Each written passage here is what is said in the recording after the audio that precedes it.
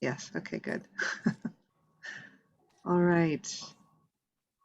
I have one more person I'm letting in here. And then, yeah.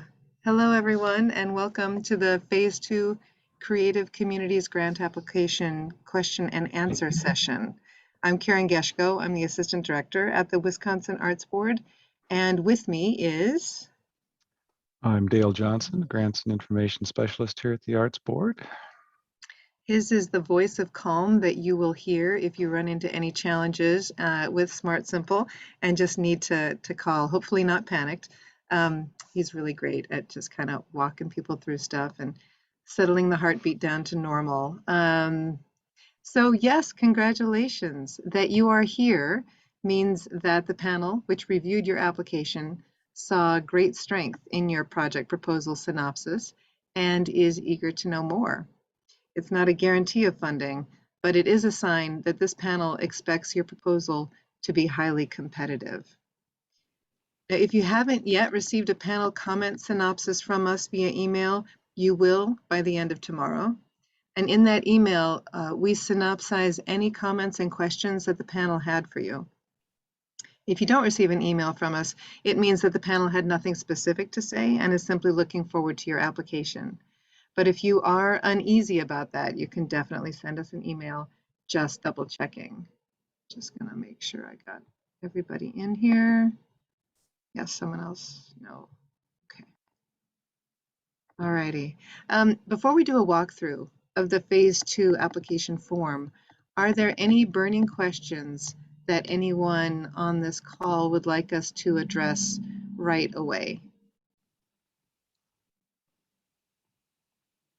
Seeing none, hearing none. Also, you know, we are still sort of coming out of this wacky time of Zoom, and we're still not spending a lot of time with others.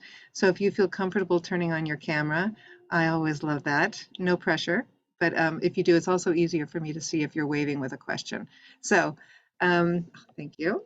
All right, great. No burning questions, I see, which is fine. I bet that some come up as we are moving through the application form itself.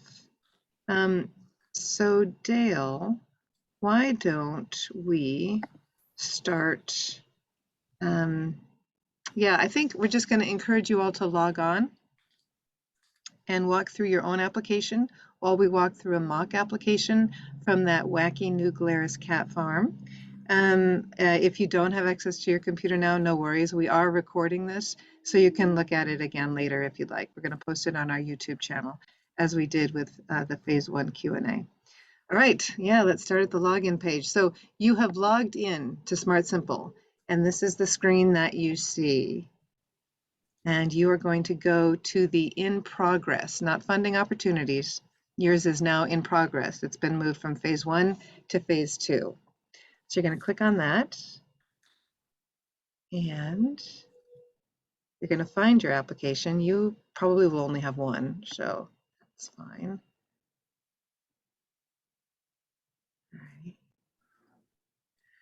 And it will open, and the first thing you're going to see is kind of a your Phase 1 in PDF form or whatever. So this isn't something that you'll be able to change. It is part of your application. The panel may want to look at it in reference to see what you originally said, but you are not held to either the amount that you put into your Phase 1 application. Like if it's, you know, as you are getting more deeply involved in the planning of the project, if you find that it's going to cost more or less, that's fine. If you said you were going to ask us for 6,000 and you're really going to ask us for 4,000, that's fine. If you said you were going to ask us for 1,500 and it's looking like it's going to be more than 3,000, that's fine. But this gives the panel sort of grounding in the context of your Phase 1 proposal. So you'll see that first, and then I am squinting because this is awfully small on my screen. Is the applicant information tab, Dale, is there anything that they're going to be tweaking, or is that pretty much all Phase 1 stuff? There are fields here, I think, where they can enter more information. Okay. Yeah, there's a few toward the bottom. Yes. Okay. So the community, right. Okay. So this is where we talk about the demographics a little bit more. So this is the section that grounds the panel in where you are geographically, as well as the sort of the demographic, the numbers of your community. So you're going to be identifying whether you're applying from, and whether it's a city or whether whether you have access to a city or a county's demographics. There's some rural communities where you're going to have a county demographic, and that's what the panel will be able to access, and that's fine. So the population of the city or county, does that automatically fill in? It does not, says Reba. Okay, awesome. So you're going to fill that in. Again, just to give them a sense of the population that you're immediately serving, although probably in some cases you'll be drawing from a larger geography. And then the reason we ask about major businesses or activities and the community description is because this is your opportunity, without taking space in your narrative, which is only 4 pages, and for some people that's a challenge. This is your opportunity to tell the panel a little bit more about what's going on in your community. And ideally, especially in the community description, what your community is dealing with, or what assets you have, or what's happening. For many, we're talking about sort of building back a sense of community after the last 2 years, right? In some ways, this is your chance to talk a little bit about what's happening in your community specifically, and aligning what you are proposing as a project in some cases with what's happening in the community. Like, there's a community right now that's dealing with some gang issues, and the project that they're proposing has something to do with creative, constructive activities to engage youth, right? So this is a way to give them a little more space to go deeper into that, for example. All right, so that's the community description. Any questions on that? I have a gallery view because we're sharing screens here. So if you could maybe put up your electronic hand, if you know how to do that, that would be awesome. If you have any questions as you go along here. If I'm just plowing forward and I've missed you, and you've been raising your figurative or physical hand for a while, feel free to interrupt with a question. Okay, we're a small group and we can just make that work. All right, thank you. All right, after community description, yeah, there we go. Project details is the next tab. And again, this will you will have filled this out originally. So this isn't an area that which panel you'll be, or which component you'll be applying to. That's already going to be filled out for you.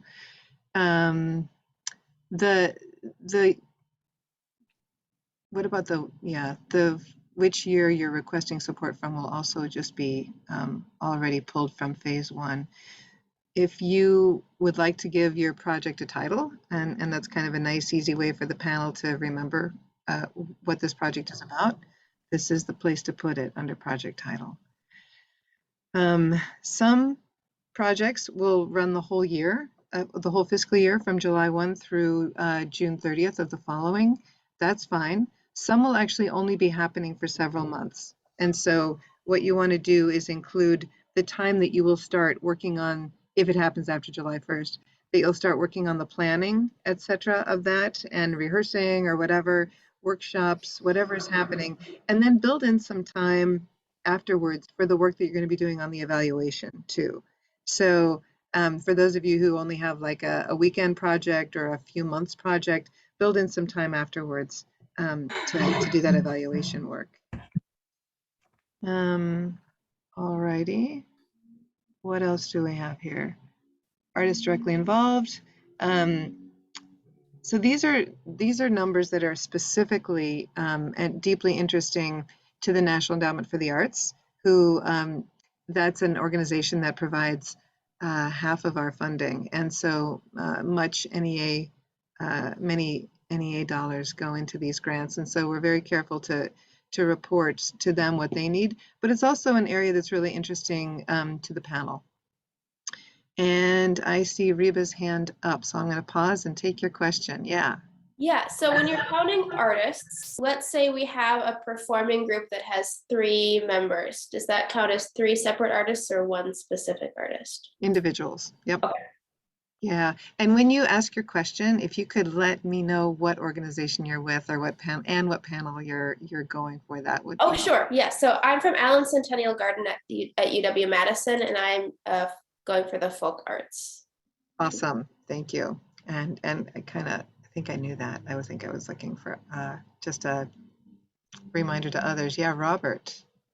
The project that I'm working on will involve established artists, professional artists with a career behind them, but also university students who are artists, in my opinion, but they're not yet fully professional. So I'm not sure how to address that. Oh, that's such a good question. We generally default for the NEA with the 18 years or older who are artists in the project coordinator's mind. Put those numbers in. If you are under 18, then I don't, even though you're like youth artists engaged in the work, you're actually project participants, right? So you wouldn't include under 18 generally in that. So a short answer, Robert, then would be please include your university artists because they are providing the services, right? Yes. As well as the established artists. Thank you. Yeah, you're welcome. And I know it's easy because you've got burning questions, but yeah, just to help ground me and maybe the other participants in the call, just let us know what group you're with and what panel you're going for. Alrighty, any other questions on this? No, okay, seeing none, I am going to go to the next piece here and squint at my screen and see, I think, wait a minute, Dale, going back to project details, the artists involved, you've got artists directly involved. So those that are, mostly like providing the services that the artists that you're paying to be part of this project. The artists engage in the person, engaged in person, adults engaged in person. So yeah, the NEA likes to split that out. So we're talking about the people that you're serving through this project directly, and then the youth that you're serving in this project directly. If you are doing a webinar that's free and you're open to sort of everybody, do your best to track that. But that's, we're in an age where that's more challenging than it used to be. Yeah, Lacey. Hi, good morning, everyone. Hi, Karen. I'm Lacey Sheldon from Macintosh Memorial Library. We are applying for the Folk Art Grant for our Dia de los Muertos celebration. So the project that we're working on, it will span well over a month, but we have one festival day. So what would you recommend for the tracking of the adults engaged in person and also the children, as far as people who may be participating on the day of that festival? I do have numbers from last year, so I could go with those. Is that what you? These are absolutely what you're projecting. So we know that nobody has, the ultimate crystal ball, but based on your best guess, we're going to ask you in the final report what the final numbers were. But this is giving the panel a sense of how broad an audience or a group of participants are you aiming to serve through this project? Perfect. Thank you so much. That answered my question. Yeah, good question. Thank you. All righty. Yeah, I mean, I don't think we need to insert crystal ball language in there, but truly, these are projections for sure. Okay, and anticipated numbers. All righty, are we at the bottom of that one? Thanks, Dale. Let's move to narrative then. All righty. Okay, so this is sometimes a challenge and sometimes a how do I fill 4 pages. It depends on your perspective as a narrative proposal writer. Know that our staff are really happy to help review narrative drafts and application drafts, especially happy if you get them to us well before the deadline.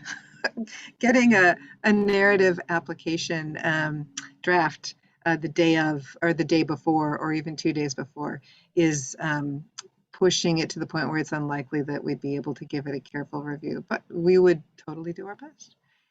All right, so the narrative, these are the big questions that we're going to ask you all to talk about in those four pages. Why are you doing the project? You know, what community change do you intend to occur because of this project? And we have 5 bullet points there. These are things that we really encourage you to address to some degree within your answer, because these are questions and issues that just come up perennially with the panel. So we know the panel is going to want this information, as much of it as you have and can give. So I remember one conversation with an applicant after the fact where they couldn't understand why they weren't funded, and they had taken the narrative questions and bullet points, etc., as suggestions.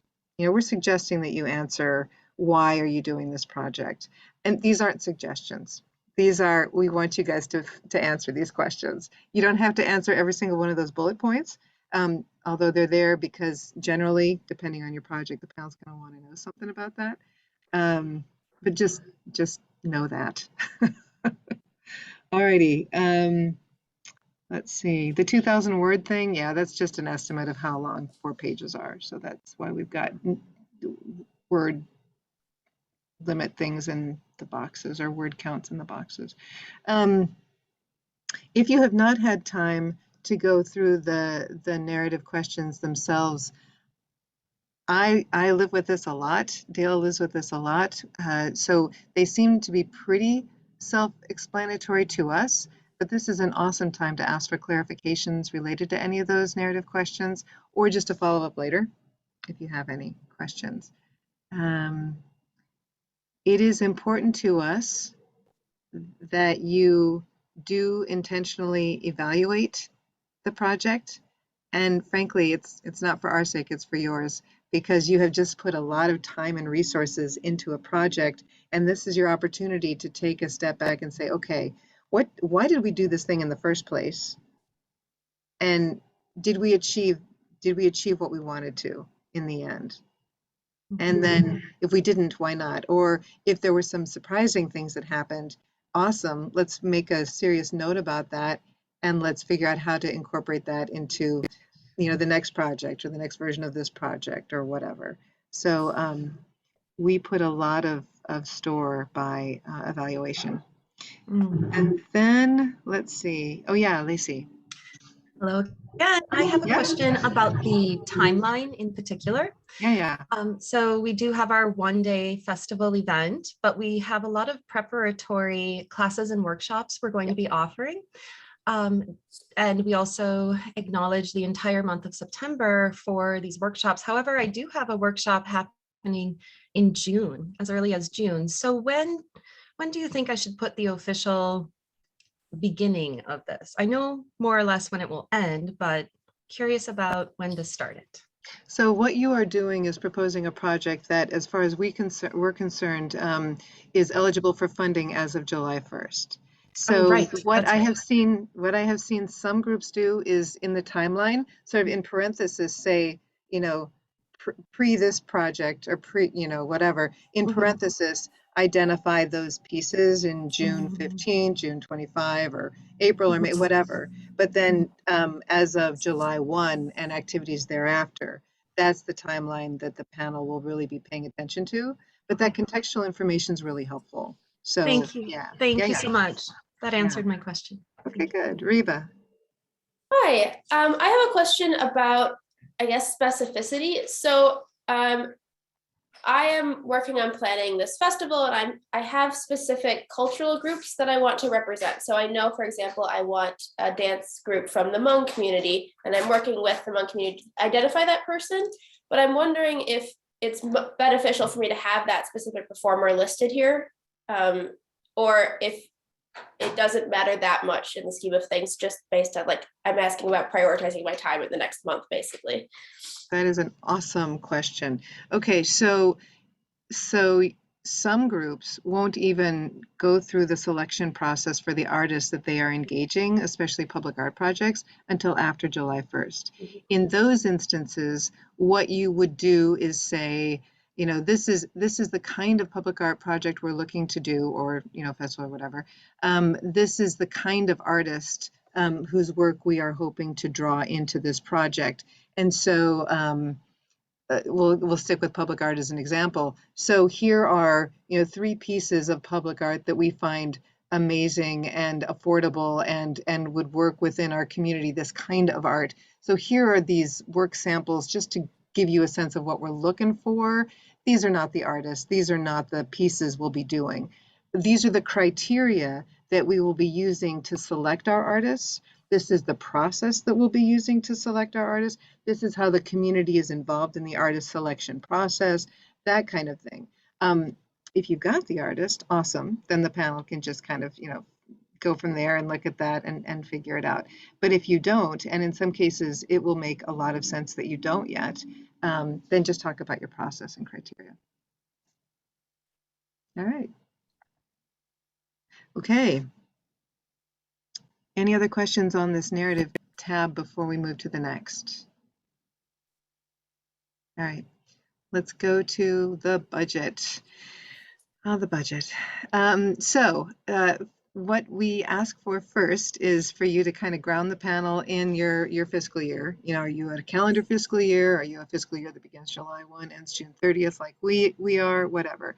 So that kind of gives them that sense. And then you give them your operating budget numbers. So your organizational budget from last year, from this current year, and projected for next year.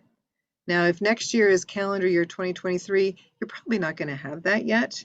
But what you can do is simply replicate. If you expect that things will continue sort of along the same lines as they are right now, you don't expect your organization's budget to grow or shrink substantially, then just go ahead and repeat this year's numbers, because that is your best projected guess right now. If your board hasn't approved that budget, we're okay with that, right? But if your next fiscal year begins July 1st, then hopefully you will have firmer numbers to put into that row. So one thing to know also is that we ask for in-kind, because this is a way for you to communicate. A lot of groups don't track in-kind yet, and we really would love to see that change. And we actually have an in-kind, I think we may have talked about this in phase 1. We have an in-kind sort of collection sheet or tracker or whatever that groups can use on the Creative Communities webpage, and encourage you to use that. But this is a way for you to communicate to the panel and others how your community supports you in ways other than dollars. So whether that's volunteer time, whether that's donated marketing time, whether that's donated space, whatever that is, this is yet one more way for you to say, yeah, our community's got our back and vice versa. We are relevant, we are valid, and we have a really strong relationship with our community. So one more way for you to share that. So we ask for those in-kind numbers if you track them, and if you don't, we encourage you to do so. And then Gesundheit. And then we're going to go into, if you had like a major growth spurt or a major shrinkage, and lots of groups did, right, within the last little while, in that box, we ask you to talk about the change in your budget that exceeds more than 20%. So just tell the panel what happened. You know, if you lost a major funder, if you went through a pandemic and people didn't show up, you didn't charge admission, you know, whatever that is. Rather than having them assume, it's best to just lay it out there in a sentence too. Alrighty, then we have the actual project budget. And this is, we lay it out so that, first of all, you talk about your sources of income, and we have a whole bunch that you can choose from. And Dale, would you mind? Yeah, perfect. So you pull up that the project budget by clicking on the purple tab, and then you're going to type in first the source of your admissions, whether it's tickets, whether it's whatever.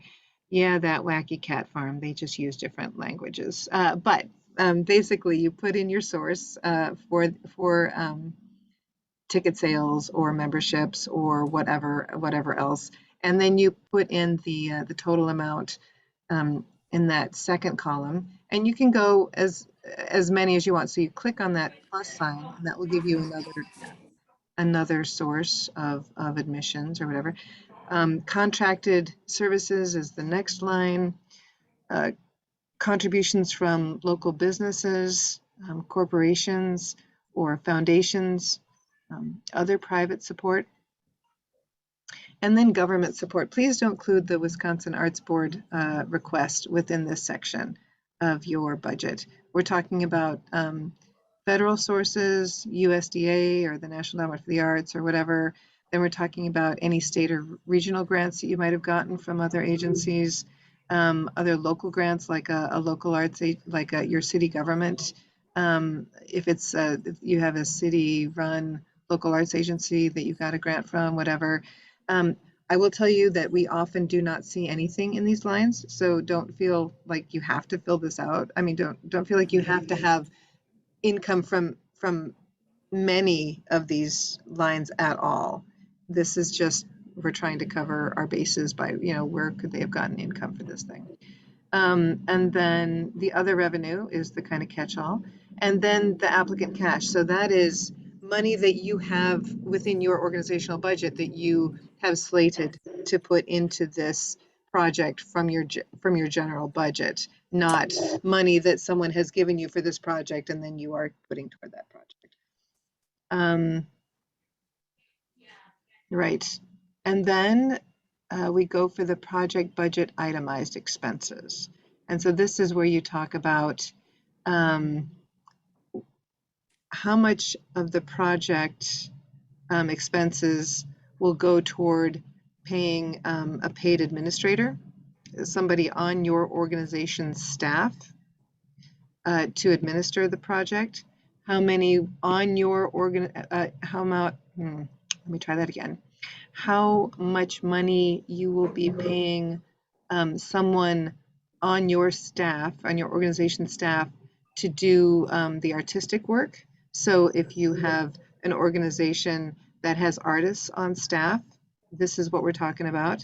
How much of the grant, or sorry, of the project expenses will go toward people on your staff that will be doing the technical and production portion of this grant. So this is asking you to say, all right, we have these people, these first three categories are asking you on our staff, how many hours will the staff that we have be putting into this project? And we're breaking it out accordingly.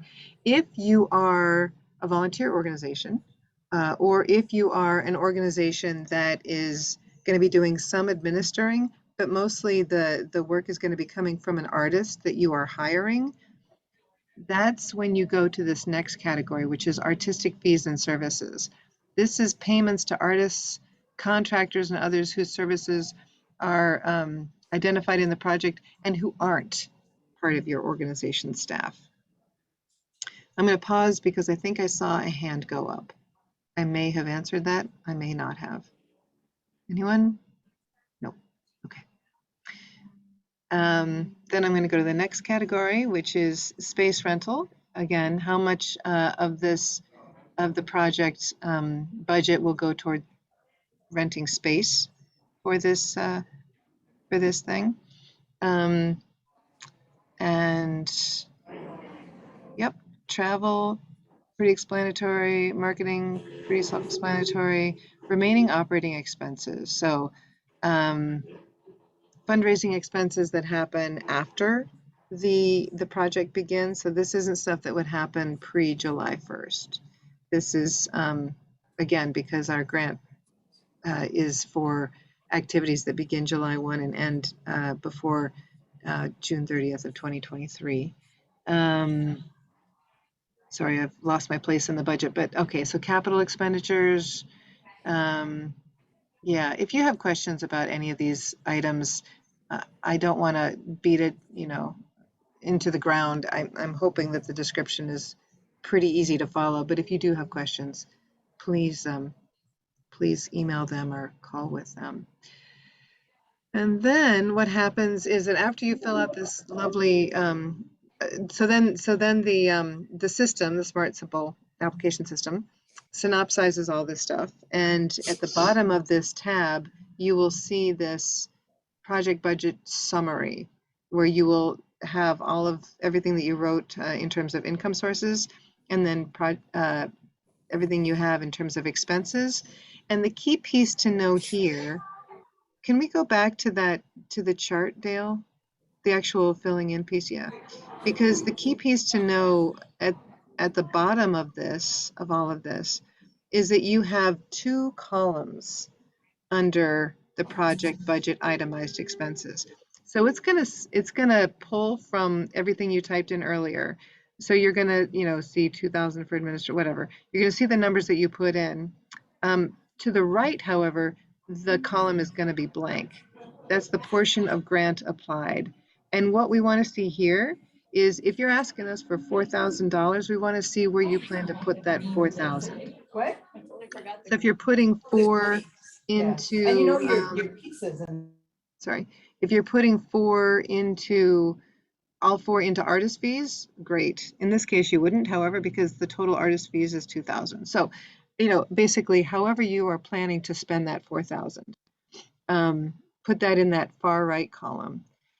Know that we have two areas blanked out there, or grayed out, and that is those are space rental and capital expenditures. Those are two areas that this grant cannot go to support. So if you have expenses in those areas, you'll be pulling from your match and from other sources to cover those costs of the project.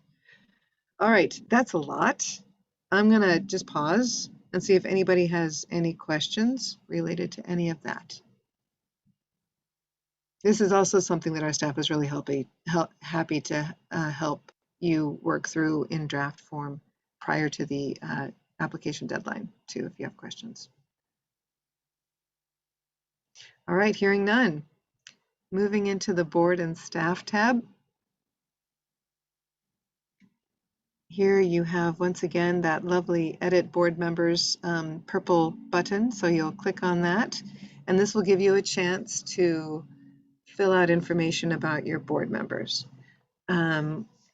We ask about the arts interest affiliation, just because depending on the organization, it might not be very obvious.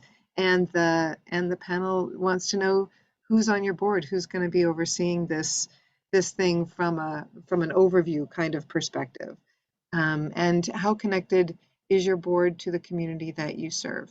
This is a place for you to be able to share that information with the panel. Dale, do we ask on that one about executive committee? I can't remember. If you wouldn't mind pulling that back up, mostly for my. Yeah, so good. After Dale, because I know Dale is on the executive committee of the New Glarus Cat Farm, you can put a plus sign right after that, because he's an office holder. And then I think that's all we're asking for here. Alrighty. And arts affiliation, honestly, sometimes people just put multidisciplinary or all arts or whatever. If you have board members who are really interested in pretty much everything, some are very specifically interested in dance, depending on the organization. Some are very interested in visual arts, whatever. That's a place to share a little bit more. And then, does your organization have paid or volunteer staff? Oh, you fixed it already. Thank you, Dale. So click on whatever that is. If it's paid, then give a list of those staff members and yeah, the position, title, area, responsibility. And we are going to tweak this a little bit between now and the next time you see this, because Dale, we do want that chart to come up even if we're talking volunteer staff, just so the panel has a sense of who's running what. Okay, so there's that. You obviously you push the plus sign if you want, for as many people as you want to add into that chart. All right, next tab, accessibility. And this, the first question really is about public notice of the activity. So the first question really focuses on just how you're going to get the word out and make this accessible in its broadest sense of the term to your community. After that, we are very focused on accessibility in terms of people with disabilities and their access to this project and its work. So after that first question, and down through the rest of this tab, we are talking about how accessible this project is and the facilities that you'll be using are to people with disabilities. And we have this handy dandy accessibility page on our website, which we are expanding upon today and maybe tomorrow. So we're adding in some model kind of checklists and practices so that you can see what, when you say the parking is accessible, here's a checklist that kind of talks about how you can make sure that it isn't just simply, you know, we have a parking space that has a sign with a wheelchair on it. You know, if that's all you've got, great, click that. But there's also going to be a resource that helps you maybe think beyond that. We're trying to encourage everyone to move beyond compliance with like the law and the Americans with Disabilities Act and just sort of those bare minimum standards into truly becoming as welcoming as possible and thinking about serving the community of people with disabilities maybe more intentionally than people have been doing in recent times. So this is a way for us to share some best practices and sometimes get some folks thinking in new ways, and sometimes giving folks an opportunity to brag about the amazing work that they've been doing for a long time in terms of accessibility. So if you don't have level access, or if you don't have signage, or if you don't have, and you don't check that box, then this text box is a place for you to explain why that is and what you're doing to change that. Alrighty, programs are accessible. Oh, so the first one is really focused on facilities, right? The second little checklist list is a chance for you to talk about how your programs are accessible. And so again, this is kind of our way of going a little bit deeper and saying, are you doing any of this? If not, hey, these are things, and you could think about doing it. And so then we have the ubiquitous other box where you can talk about things that you're doing that we haven't noted in those 4 checkboxes above. All right, pausing to see if there are any hands up. Nope. Okay. Let's go on to the next, which is evaluation. Right, so one of my favorite areas. So you will have checked from phase 1, you will have checked which evaluation tools you are planning to use or were planning to use, you know, a couple weeks ago. And you can either update that here or leave it as is. But then we have some questions that go a little bit deeper into, depending on what you check, like if you check surveys here, you're going to get a box that talks about, you know, tell us more about your surveys, essentially. So it might be interesting if you're really open to lots of different kinds of evaluation, you might want to just check all those and just see what comes up and then uncheck them depending on whether they're really relevant to your project or not. Alrighty, other points. Oh yeah, then we also have a link to the, and I think we did this in phase 1 too, the W.K. Kellogg Foundation's Evaluation Handbook, which is a favorite. Alrighty, trying to demystify the evaluation process. It doesn't have to be a huge, you know, hundreds and hundreds of dollars or thousands of dollars process with official consultants, etc. There are ways that you evaluate that you may not even think about as evaluation, like, you know, being stopped at the grocery store because people know you're involved in a project and they want to tell you what they thought about it, or they want to give some suggestions or whatever. That's evaluation too, for sure. All right, the work sample. In phase 1, you gave a very sort of simple, most of you just put like one image up or one something up. This is, in phase 2, an opportunity for you to go deeper and you can submit one set of 10 digital images, up to 10 digital images. You don't have to do all 10, but you can, and that's considered one work sample. Or you can submit an audio file if that's more appropriate for your project that you're proposing. Again, this is an opportunity to share with the panel the artistic quality of the work that you are planning to do within your project. So I think we have 25% of the panel score is based on the artistic quality that you either describe or usually share and show within your work samples. So it's an important component because this is an arts grant. And if you have questions about what work samples to include or whatever, again, feel free to shoot us an email or call or whatever, and we'd be happy to give you our opinions on that. Having sat through many, many panel meetings, we've got a pretty good sense of what they tend to look for in that. The metadata, can you just walk through really quickly, Dale, what the metadata piece is? So you're going to upload a image in this case, and then what happens after that? Once you open the metadata, we just want to know a little bit about it. So give us a title. Quite often these things come from phones or what have you, and there's a very, very long cryptic file name. It'd be nice to rename that so we know something nice about the image, and we want to know when it was created. And then you can talk a little bit more about everything here. So that's it. And then you just save that, and we have Awesome. Thank you. And in the final report, just a heads up, we ask for images from your project too. And in that metadata, we ask for the name of the photographer and maybe one or two other questions, because we tend to ask your permission to then use the images that you submit in other ways to help people understand the value of the arts in different kinds of conversations. So there will be a final report, and there will be some generally images that come with those too. But for this, yeah, you're just sharing with the panel what's up with that image. What happens further down? Anything, Dale? Or is that it?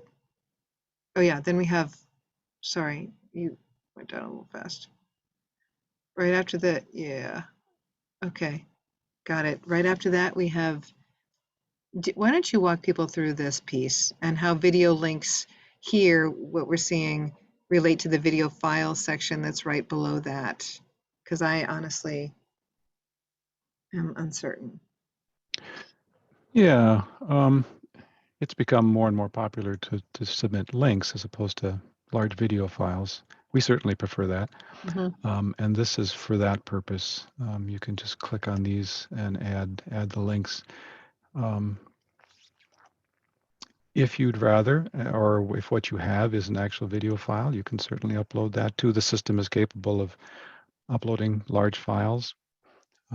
It may take a long time on your end, and it is more difficult than for the panelists to access that. So the link is much better if you can go that route. So then you'd use that little box there to add whatever links you have. All right, thank you. So you can choose between that set of 10 images or a video file or a link or an audio file or link. Again, depending on if you are proposing a chamber music fest, then submitting an audio file is probably a good idea, or at least a link to an audio to give the panel a sense of the quality of the music that you are anticipating producing within that project. And literary work too, a link to a sample of what you're anticipating will come from this project, if that is your focus. All right, next is support material. And we ask you to submit, you give numbers about your budget in the very beginning, that fourth tab under budget. And now we're asking you to upload the documents that back up those numbers in case they want to see specifics about either the organization or how the project fits into the organization or would or has, if this is a second or third year, whatever. So so upload those. They don't have to be, minutely detailed, but it's good to have some detail there. And then usually just the organizational budget that your board would see, right? So you upload that. Key artistic and administrative personnel bios. So this is the opportunity for you to upload a paragraph about who's going to be leading this project, both as in terms of administrator and in terms of the artist or artists that you're engaging within the project. If you have a partner without whom there is no way you could do this project, so we're not just talking funders, we're talking about like if you are doing something in partnership with a school and there's no way that this project would happen without the school, then a letter of commitment from the school is a good idea. If you have a question about whether you need to get a letter from a partner, feel free to ask. But ideally you're going to have a whole bunch of partners with your projects, again, depending on the project. We don't need letters of commitment from all of your partners, but if there is someone that is just absolutely pivotal, and you think that if you didn't have a letter of commitment, the panel would go, are they really partnering with them, or are they wanting to partner? This is a really good place to put that letter. Sample evaluation materials. If you said you're going to be using surveys in year 2 of a project, then please here upload a survey that you used in year 1 of the project. Ideally one that is filled out or one that is accompanied by the survey results. So that again, the panel can see the kinds of things that you have done in the past in terms of evaluation of your work and your projects. And then we have some optionals. If your project is focused on education, this is the place to maybe submit like a teacher packet if you've designed something like that.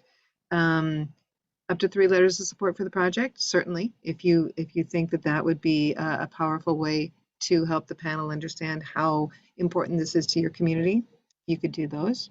Press clipping, press release. So again, you can submit up to, up to 4 items. Thank you, Dale. Wow. And we only have 4 or 5 to choose from. So there you go. All right. And then the certification tab, which is where you use your mouse and scroll in your signature and we say great. And then if you do receive a grant, then you'll get a contract and a grant agreement, and I believe that the signature is a little more official on those, but I can't quite remember. Anyway, so that takes us through the tabs of this application, and I see a question from El Sistema, and I realized that we are at 1:03. So if you need to jump off, we are recording this still, and we'll have it on the YouTube channel later on today, hopefully. But meantime, thank you all for joining us. And yes, please ask your question, El Sistema. Hi, I'm from Greater Milwaukee, El Sistema, and I was kind of wondering about that new number that we will need instead of our DUNS number. Thank you. Oh my gosh, I was going to go for that first. Oh my lordy, trying to get this number. So I know it said we needed it by, I believe it was April. So that has been a big time consumption for me. So I'm just kind of wondering if we will need that number for this application or if we'll just need that for the final review. And if you have any advice on how to get this process a little bit more easier. Thank you so much for asking that question. My goodness, let's go there right now. This is in your, I don't know if you all watched what Dale just did there, but this is basically taking you back to your profile, your organizational profile piece within the application. So you go to that purple circle on the right with your initial in it, you click on that, you click down to organizational profile, and then it brings you to this page. And we have been using DUNS numbers for quite some time now. but the National Endowment for the Art and others are switching from DUNS to UEI. And Dale, would you mind just kind of sharing what you know about that right now? We're still learning too. So please don't freak out if you don't have like a solid number right at the deadline. We'll work with you. But this is a transition that everybody's going through right now. And I'll stop talking and let Dale tell us what he knows about all of that. Yeah. What we know is that the basic reference is going to be this link here, which takes you to the federal service test. This should be the only place you need to go to step through. I haven't actually done it myself, but it should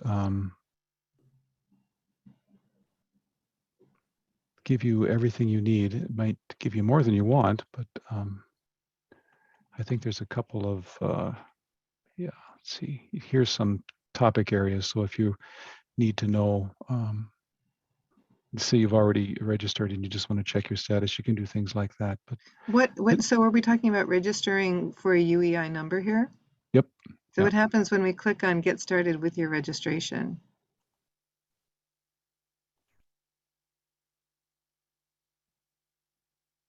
It looks like it just has a bunch of quick start guide for grant registrations, contract. Like I say, I have not done this myself. I was just told that this is a good source of, this is the actual federal resource for this. Okay, so I know that Arts Midwest has done a video that talks about accessing this without quite as much, the lights have just gone out, accessing this in a different way.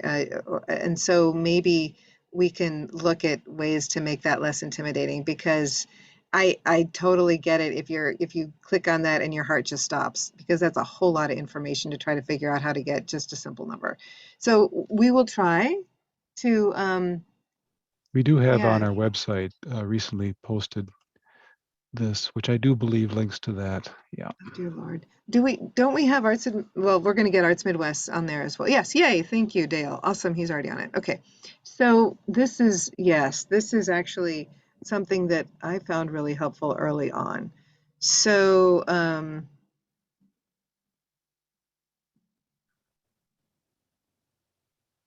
I notice they link right to the fact page of the Federal Service Desk here too, but at least they go through some common questions for arts organizations. And they have a video walkthrough, which is really nice. So, so maybe El Sistema, I can suggest that if you haven't yet, I think that video is like 10 minutes max. I will encourage you to do that. And we're just going to put in the chat right here, as soon as I can find it, that that link to Arts Midwest's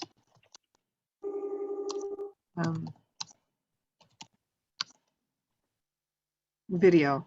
And then I will, yeah, I just found it. So I'm going to put that in the chat. So we have it for posterity. And let's see. All right. Whew. Again, please don't freak out about that number. We will all figure it out together. All right. Other questions?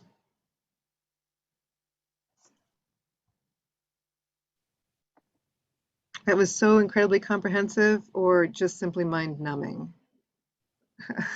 Okay. Yes, Robert. Yeah, just this to implement what we're thinking of doing. It's going to take a year of planning, essentially, and because it has various planning components that have to get in place sequentially. I'm expecting a lot of things to change from whatever I put in the proposal. I'm assuming that that's workable. I'm assuming you're talking about small details changing, not big picture. This is what's going to happen. We're going to have a series of, we're not sure exactly how many, what the final number will be, but a series of workshops or engagements or whatever. And these are the people or the kinds of people that we will involve. And this is how we're going to select them, that kind of thing, right? I mean, you'll have the big picture stuff that probably won't change much. Yeah, we have the big picture now in terms of the what has to happen, but there are a number of issues that have yet to be sorted out, and might have more additional partners. Awesome. Yeah. And so you give your best guess now. We do have something called a grant proposal revision report, which we will send you at the end of June, and you can, or early July or whatever, and you can then update us on what changes have happened. Great. Sometimes you won't get the amount that you asked for, you'll get less. And so then that's an opportunity for you to say, wow, well, we're just going to put more of our own cash in this, or we have other funders that will augment with, or we're going to have to cut part of the project then because we don't have the funding that we expected. If you cut the piece that the panel most loved about your project, that can cause problems. But otherwise, that's a chance for you to say, life happens, the project has changed to some degree, and this is what it looks like now. And you can keep us posted throughout the year if other changes happen. But as long as you're staying true to the basic project that you are proposing to the panel, and with the understanding, obviously it's April of 2022. If you're doing something in April of 2023, things are going to change, of course, and they get that. But give them as much information and insight into your process as you can, and again, let us look at the narrative before you submit it if you have the time to do that. Very good, thank you. Okay, yeah, great question. Yes, I see another hand. Connie Tomsky, Fayville? Yes. Hi, can you hear me? I can. Hi. Yeah, I am with the Central Wisconsin Cultural Center in Wisconsin Rapids. I guess I have a two-part question. One regarding the organizational budget. Would you accept like past year financial statement in lieu of the actual budget, current year financial statements, such as the profit and loss statement and balance sheet, things like that? Or Yes, because that's all you have. Yeah. yes, it is all we have. Yes. Yep. Okay. Great. And then my second part of the question is, I think I read somewhere that the funding, when it is released, is at least partially dependent on state legislature approval. I mean, So our budget is subject to state legislative approval. Your project is not. oh, okay.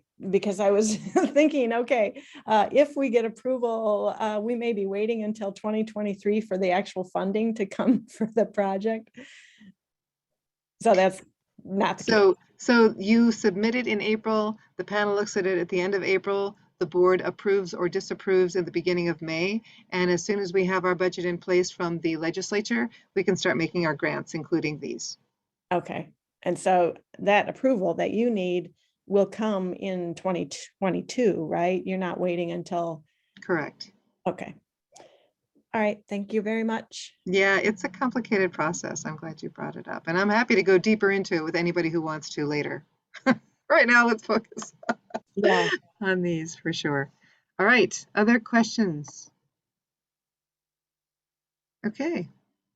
It sounds like we've covered what we need to at this point. Again, congratulations on being invited into phase 2.